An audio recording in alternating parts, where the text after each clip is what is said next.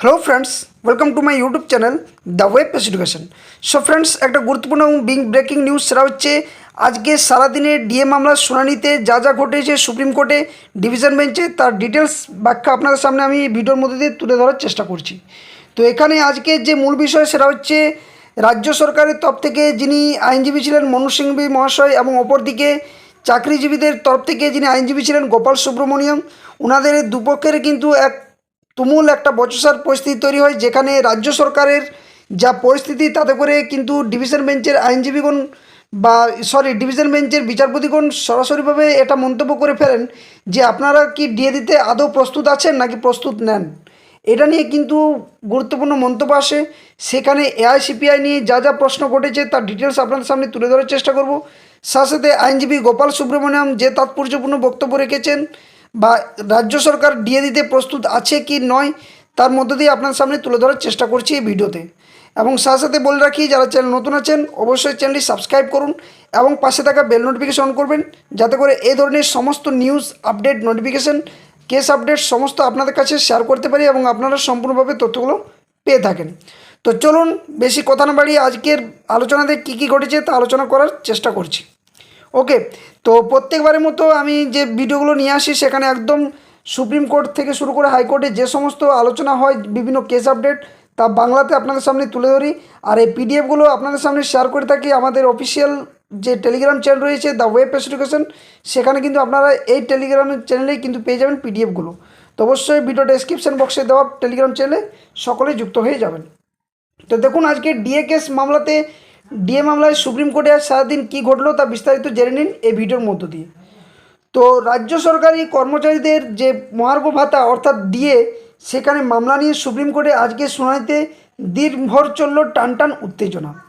মামলাটি আজ বিচারপতি সঞ্জয় ক্যারল এবং বিচারপতি প্রশান্ত কুমার মিশ্রের বেঞ্চে ওঠে, যেখানে রাজ্য সরকারি কর্মীদের পক্ষ থেকে ছিলেন বর্ষমান আইনজীবী গোপাল সুব্রমণিয়ম এবং অন্যদিকে আইনজীবীরা যে রাজ্য সরকারের তরফ থেকে ছিলেন তিনি হচ্ছেন অভিষেক, মনোজ সিংভু এবং অন্যান্য আইনজীবীরা।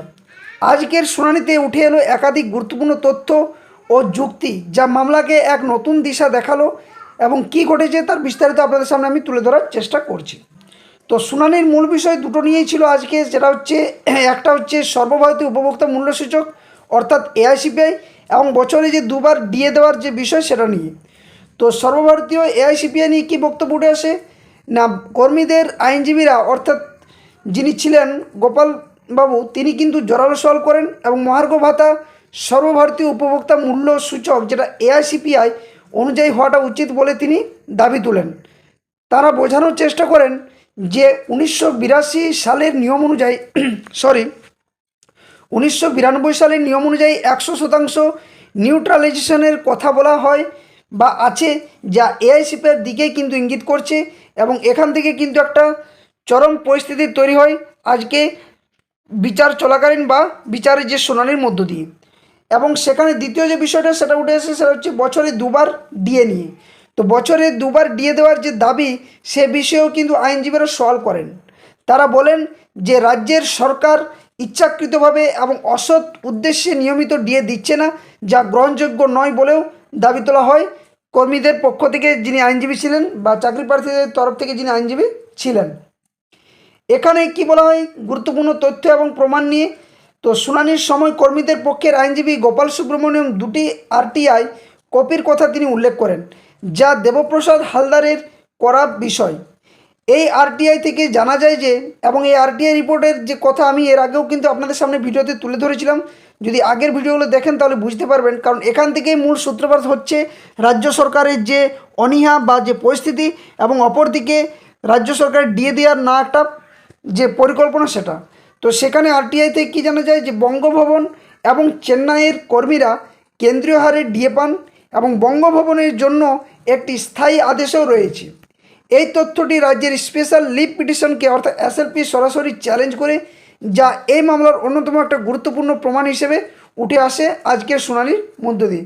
অর্থাৎ বিভিন্ন পজিটিভ বার্তা কিন্তু রাজ্যের সমস্ত চাকরি যে কর্মচারী রয়েছেন তাদের জন্য একটা গুরুত্বপূর্ণ বিষয় আজকে শুনানির মধ্য দিয়ে উঠে আসে, যেখানে বিচারপতিগণের যে দৃষ্টি আকর্ষণ করা একটা মূল বিষয় হয়ে দাঁড়ায় এবং সেখান থেকে বোঝা যায় যে রাজ্য সরকার কেমনভাবে এই ডিএটাকে আটকে রেখেছে এবং নানার দিকে যে বিভিন্ন ভাতা বৃত্তি, বিভিন্ন খেলা মেলা যে সমস্ত যে কাজগুলো করছে রাজ্য সরকার, তা এই সমস্ত কর্মীদের একটা যে নির্দিষ্ট সংখ্যক যে ডিএ পরিমাণ এতদিন ধরে বকেয়া বাকি রয়েছে সেটা নিয়েও কিন্তু একটা তোলপাড় প্রশ্ন ওঠে। তো বিচারপতিদের এখানে পর্যবেক্ষণ এবং গুরুত্বপূর্ণ ওনারা মন্তব্য করেন এবং জানিয়ে কিন্তু একটা হাস্যকর পরিস্থিতি তৈরি হয়ে যায় এবং রাজ্য সরকার বারবার কিন্তু এখান থেকে মুখ থুবড়ে পড়ার মতো একটা পরিস্থিতি তৈরি হয়।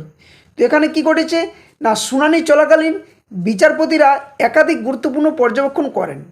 বিচারপতি প্রশান্ত কুমার মিশ্র বারবার জানতে চান যে হাইকোর্ট ডিএ দেওয়ার সময়সীমা নিয়ে নির্দিষ্ট কিছু বলেছিল কি না, কারণ এর আগে ডিএ মামলা নিয়ে হাইকোর্টে অবশ্যই শুনানি হয়, সেখানেও অনেক কিছু বিষয় উঠে আসে যেখানে রাজ্য সরকারকে সরাসরি বলা হয় যে এই বকেয়া ডিএ দ্রুততার সাথে মেটানোর জন্য, কিন্তু সেটা যেহেতু এখনও পর্যন্ত মেটেনি, বরং সুপ্রিম কোর্টের যে রায় সেই রায়কেও কিন্তু এখনও পর্যন্ত রাজ্য সরকার অঙ্গুলি হেলনেই সরিয়ে যাচ্ছে বা এড়িয়ে চলার চেষ্টা করছে।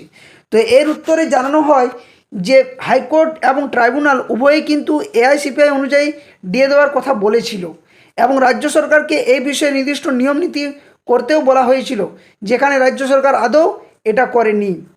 যখন বিচারপতিরা জানতে পারেন যে কর্মীদের বিপুল পরিমাণ ডিএ বকেয়া রয়েছে, অর্থাৎ রোপা 2009 অনুযায়ী 27 মাসের এবং রোপা 2019 অনুযায়ী 4 বছরের কিন্তু ডিএ বাকি, তখন তারা রসিকতার সাথে একটা প্রশ্ন করেন। বিচারপতিদের তরফ থেকে বলা হয় রাজ্যের আইনজীবীকে যে এটা ব্যবসার মতো শোনাচ্ছে, যেখানে টাকা আটকে রাখা হচ্ছে। অর্থাৎ এখান থেকে একটা বোঝা যাচ্ছে যে বিচারপতিগণ চায় যে রাজ্য সরকার দ্রুত রাজ্যের সমস্ত সরকারি কর্মচারীদের বকেয়া ডিএ যাতে মিটিয়ে দেওয়া। এবং এর আগের দিনও আপনাদের সামনে আমি তুলে ধরেছিলাম যে বিষয়টা, যে বারবার রাজ্য সরকারকে বলা হয়েছে, ভৎসনার শিকারও হয়েছে রাজ্য সরকার, যেখানে রাজ্য সরকারকে বারবার বলা হয় যে আপনারা এইটুকু তো করতে পারেন যে আপনাদের রাজ্যের সরকারি কর্মচারীদের যে বকেয়া তাদের নিজস্ব অধিকার যে ডিএ, সেই ডিএটা অন্তত মিটিয়ে দিন, ডেয়ারনেস অ্যালাউন্স যেটা রয়েছে সেটা অন্তত মিটিয়ে দেওয়া উচিত।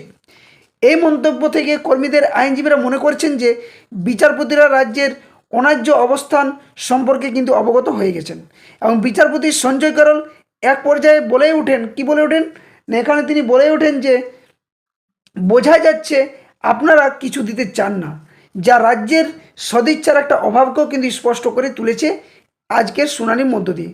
অর্থাৎ আপনারা দেখতেই পাচ্ছেন যে কিভাবে রাজ্য সরকার নানানভাবে যে একটা চক্রব্যূহের মতো তৈরি করছে, যে শুনানি বারবার পিছিয়ে দেওয়া বা এই যে মডিফিকেশন চাওয়া বা এই ডেট এই তারিখ, এই যেহেতু একটা নির্দিষ্ট সময়ের মধ্যে যেখানে সুপ্রিম কোর্টের রায় দেওয়া হয়ে গিয়েছিলো যে ডিএ দিতে প্রস্তুত এবং রাজ্য সরকারও সে নিয়ে নানানভাবে প্রস্তুতি চালাচ্ছিল, তার মধ্যেও রাজ্য সরকার এখানে মডিফিকেশন তারপর আবার শুনানি। কিন্তু এই পরিস্থিতিতে দাঁড়িয়ে আজ কাল এবং গত যে দুদিন ধরে শুনানি হচ্ছে, সেখান থেকে এটা বোঝা যাচ্ছে যে এরপর ডিএ মামলা যতক্ষণ পর্যন্ত না সঠিক একটা পর্যায়ে রাজ্য সরকার আসছে এবং বকেয়া ডিএ মেটানোর চেষ্টা করছে, ততদিন কিন্তু এই শুনানি দিনের পর দিন একটার পর একটা ডেট কিন্তু চলতেই থাকবে এবং পরবর্তী শুনানিও কিন্তু এরপর চলবেই। তো মামলার ভবিষ্যৎ নিয়ে কী মন্তব্য এখানে করা হচ্ছে না, আজকের শুনানি শেষে যে বিষয়গুলো উঠে আসে সেটা হচ্ছে আগামীকাল আবার একটা শুনানি চলবে, যেটা একটা গুরুত্বপূর্ণ বিষয়। অর্থাৎ গতকাল যে শুনানি হয়েছে তার আগে শুনানি হয়েছে এবং আজকে শুনানির পর আগামীকাল অর্থাৎ 7/8/2025 এই তারিখেও কিন্তু আবারও একটা শুনানির ডেট কিন্তু বিচারপতিরা এখানে তুলে ধরেছেন। কর্মীদের পক্ষের আইনজীবীরা আশাবাদী যে বিচারপতিরা এআইসিপিআই নীতি মেনে নেবেন এবং কর্মীদের পক্ষে সম্পূর্ণ ন্যায় বিচার হবে। বঙ্গভবনের কর্মীদের কেন্দ্রীয় হারে ডিএ পাওয়ার যে বিষয়টি রাজ্যের যুক্তিকে অনেকটাই কিন্তু দুর্বল করে দিয়েছে বলেও মনে করা হচ্ছে। এখন দেখার বিষয় যে রাজ্য সরকার এর উত্তরে কী যুক্তি পেশ করে এবং চূড়ান্ত রায় কোন দিকে গড়ায়। কারণ যে হিসেবে বোঝা যাচ্ছে যে রাজ্য সরকার এতদিন ধরে যে হেলিয়ে দুলিয়ে যে ডিএ মামলাটাকে পিছিয়ে দেওয়ার চেষ্টা করছে, যেখানে মডিফিকেশনের মতো একটা বিষয়, যেখানে সুপ্রিম কোর্ট সরাসরি বলে দেয় যে এই তারিখের মধ্যে এই এত সপ্তাহের মধ্যে কর্মচারীদের বকেয়া ডিএ 25% হারে মেটানো, সেখানে রোপা 2009 অনুসারে যে 27 মাস, রোপা 2019 অনুসারে 4 বছরের যে বকেয়া ডিএ এখনও পর্যন্ত রাজ্য সরকার কোনো মেটানোর মতো একটা পরিস্থিতিতে আসেনি। তো এর পরবর্তী আপডেট কালকে অবশ্যই জানা যাবে এবং কালকে আরও শুনানি হতে চলেছে বিচারপতিদের ডিভিশন বেঞ্চে এবং সেখানে রাজ্য সরকার কি কি বক্তব্য রাখছে সেটা এখন দেখার বিষয়। তো অবশ্যই আপনারা চ্যানেলের পাশে থাকুন। কালকের আপডেট অবশ্যই আপনাদের সামনে একদম ডিটেলস যেমনভাবে ভিডিওগুলো নিয়ে আসছি ঠিক তেমনইভাবে আপনাদের সামনে উপস্থাপন করার আমি চেষ্টা করব। তো ভিডিওটি ভালো লাগলে অবশ্যই ভিডিওটি লাইক শেয়ার করবেন এবং চ্যানেল নতুন হয়ে থাকলে অবশ্যই চ্যানেলটি সাবস্ক্রাইব করে পাশে থাকা বেল নোটিফিকেশন অন করবেন। তো আজকের যে শুনানি তার সম্পূর্ণ বক্তব্য আপনাদের সামনে তুলে ধরলাম। সকলে যদি ভালো লেগে থাকে অবশ্যই লাইক শেয়ার সাবস্ক্রাইব করবেন। আর সকলে সুস্থ থাকুন, ভালো থাকুন। জয় হিন্দ, ধন্যবাদ।